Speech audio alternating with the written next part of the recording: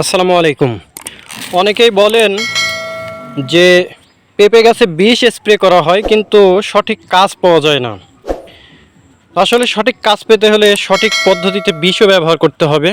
সঠিক পদ্ধতিটা কি সেটা দেখেন, যে পেঁপে গাছের উপরে আপনি যখন স্প্রে করবেন, পেঁপে গাছের উপরে স্প্রে হয়ে গেল, কিন্তু বেশিরভাগ মাকড় বা পোকামাকড় যা থাকে পেঁপে গাছের কিন্তু পাতার নিচে থাকে, যার জন্য যখনই আপনারা গাছে স্প্রে করবেন তখনই নিচেও যেন, পাতার নিচেও, ডুগার নিচেও আপনাদেরকে স্প্রে করতে হবে।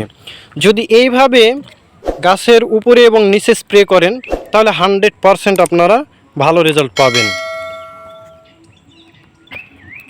প্রত্যেকটা গাছের উপরে এইভাবে স্প্রে করতে হবে, সাথে সাথে নিচেও আপনাকে স্প্রে করতে হবে, তবেই আপনি 100% রেজাল্ট পাবেন।